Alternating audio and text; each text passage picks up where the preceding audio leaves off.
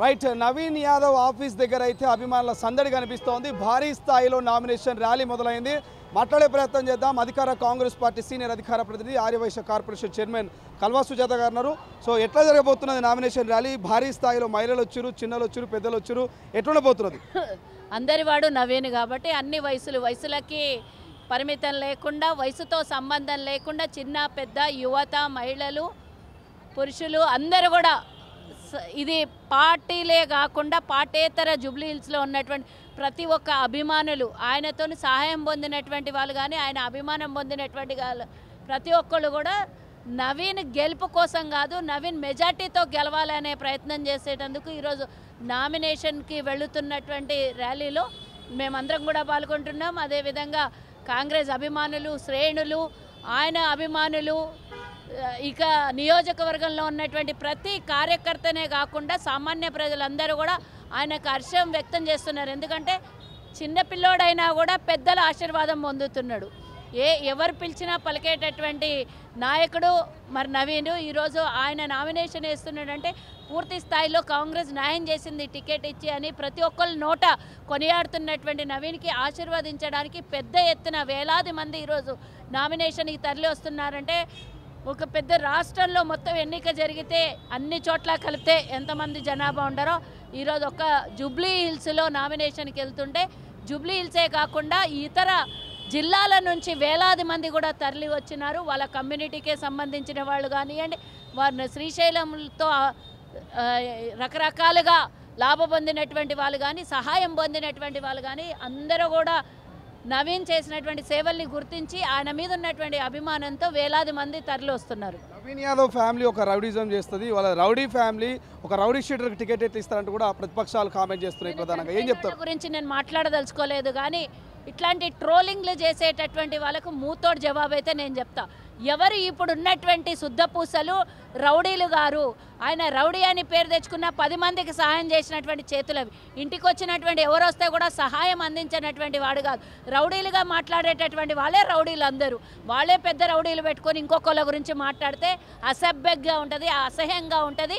దాన్ని ఆయన ఇంటి దగ్గరకు వచ్చి ఆ నియోజకవర్గంలో వచ్చి వాళ్ళు చేసి వాళ్ళ కుటుంబం చేసేటటువంటి సేవల్ని చూస్తే కళ్ళతోనే రౌడీలా లేకపోతే సేవకులా అనేది తెలుస్తుంది.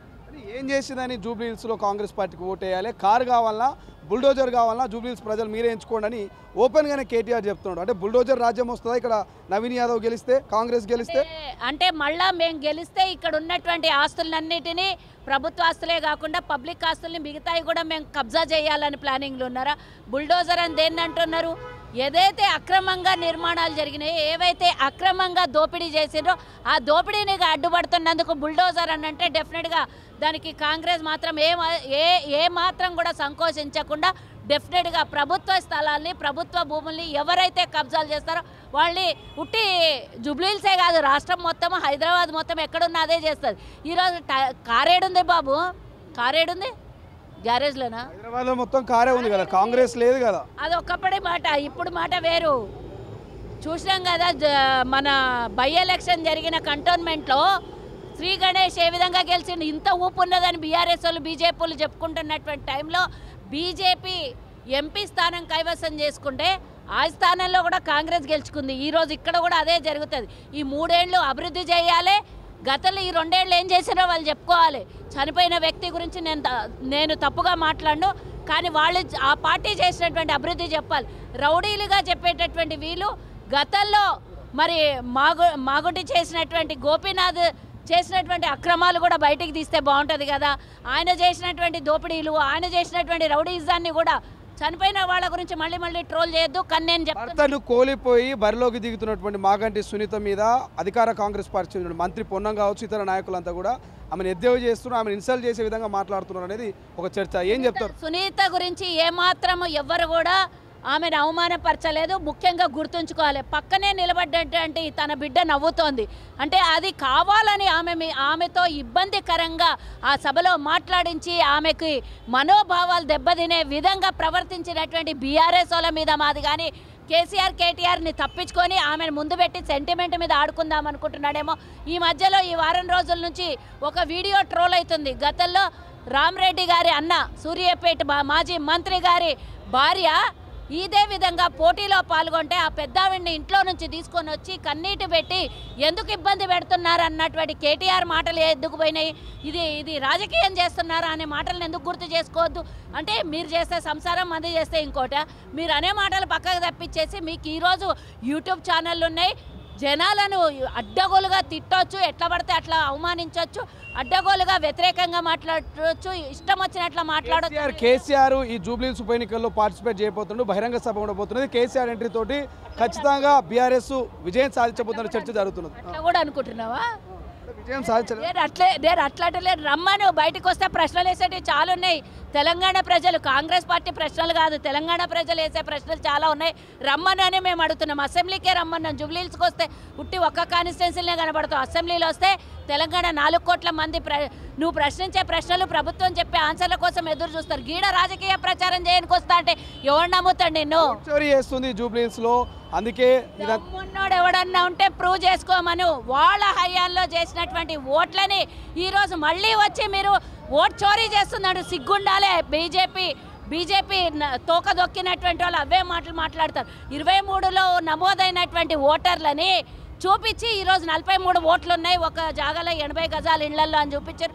అది కూడా ఈసీ క్లారిటీ ఇచ్చింది. 23 ఎన్నికలకు ముందే ఇక్కడ నమోదైనటువంటి ఓట్లు కాంగ్రెస్ ఏం చేయలేదు, కాంగ్రెస్ ప్రభుత్వం చేయలేదు అని మూతోడు జవాబు ఇచ్చింది ఈసీ. ఇంకా సిగ్గు లేకుండా అదే ప్రశ్న మళ్ళీ ప్రశ్నించే కన్నా ప్రతిరోజు ఏదన్నా ఒకటి మాట్లాడతాడు, దాన్ని ఇన్సల్ట్ చేసుకుంటాడు. ఓట్ల మెజార్టీతో నవీన్ యాదవ్ మాట్లాడిచ్చిండు, ఏదో పేరు రెడ్డితో మాట్లాడిచ్చి నా ఓటే కాదు నేను సూర్యాపేట ఎక్కడన్నా అని చెప్పిండు ఆ పిల్లడు. తీరా చూస్తే ఆ టీఆర్ఎస్ ఓడు ఆయన ఓటు ఈడు ఉన్నది అని అంటే వీళ్ళు సృష్టించిన ఓటే కదా. ఇట్లాంటివన్నీ చేసి ఏదో ప్రజలలో బెప్పు పొందాలంటారు, కానీ ప్రతిసారి బోల్తా పడుతున్నాడు కేటీఆర్. ఇక అయిపోయింది. అది తుప్పు పట్టినటువంటి బీఆర్ఎస్ ఇంజను, తుప్పు పట్టినటువంటి కారు. అది గ్యారేజ్కి పోతే కూడా తూకల్లో కొనేటటువంటి పరిస్థితి లేదు. మూసుకొని ఇంట్లో కూర్చుంటే మంచిది. ఎక్కువ మాట్లాడితే ప్రజల ఆగ్రహానికి గురవుతాడు కేటీఆర్ అని తెలియజేస్తున్నారు. ఇది మొత్తం మీద భారీ ర్యాలీ అయితే మనకు కనిపిస్తుంది. యూసఫ్ గూడకు సంబంధించి, జూబ్లీహిల్స్కి సంబంధించి మరి ఈ యొక్క కాన్స్టిట్యున్సీలో నవీన్ యాదవ్కి సంబంధించినటువంటి అభిమానులు పెద్ద ఎత్తున మరి ఇక్కడికి చేరుతున్నటువంటి విజువల్స్ మనకు కనబడతా ఉన్నాయి. సో నామినేషన్ ప్రక్రియకు సంబంధించి నామినేషన్ దాఖలు చేయడానికి నవీన్ యాదవ్ అయితే తన అభిమానులతోటి నియోజకవర్గ ఓటర్లతో భారీ ర్యాలీగా వెళ్తున్నటువంటి విజువల్స్ కనబడతా ఉంది. భారీ స్థాయిలోనే నవీన్ యాదవ్ నామినేషన్ ర్యాలీలో జూబ్లీహిల్స్ నియోజకవర్గ ప్రజలు హాజరైనట్టుగా కనబడుతుంది. దానికి సంబంధించినటువంటి ఏర్పాట్లు ఇప్పటికే పోలీసులు అన్ని రకాలుగా చేశారు. దాని విజువల్స్లో మనం చూసుకోవచ్చు. పూర్తి స్థాయి పోలీసు బలగం అయితే మరి అన్ని రకాల ఏర్పాట్లు చేసినటువంటి విజువల్స్ కనిపిస్తుంది. ఎటువంటి అవాంఛనీయ సంఘటనలు జరగకుండా, ఎటువంటి ఇబ్బంది లేకుండా మరి పూర్తి స్థాయిలో ఏర్పాటు చేశారు. ఏర్పాట్ల నడుమ నవీన్ యాదవ్ భారీ స్థాయిలోనే ఇంకా కుకుడోలు విన్యాసాలతో అదేవిధంగా కళాకారుల నడుమ అయితే నవీన్ యాదవ్ నామినేషన్ ర్యాలీ మనకు స్పష్టంగా కనిపిస్తుంది. మరికొద్దిసేపట్లో నవీన్ యాదవ్ ర్యాలీ నవీన్ యాదవ్ మరికొద్దిసేపట్లో నామినేషన్ దాఖలు చేయబోతున్నారు. దానికి సంబంధించి విజువల్స్ మనము తొలివెలుగు స్క్రీన్ మీద ప్రస్తుతం చూస్తున్నాం. రైట్, భారీ స్థాయిలోనే అభిమానులు అయితే కదిలి వచ్చినటువంటి విజువల్స్ మనము తొలివెలుగు స్క్రీన్ మీద చూస్తూ ఉన్నాము. సో వందలాది మంది నవీన్ యాదవ్ అభిమానులు మరి నామినేషన్ ప్రక్రియలో పాల్గొన్నటువంటి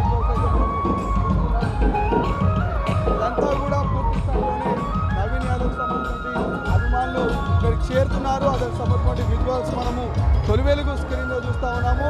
సో భారీ ఏర్పాట్ల నడుమ నవీన్ యాదవ్ నామినేషన్ ప్రక్రియ, నామినేషన్ ర్యాలీ అయితే కంటిన్యూ అవుతుంది.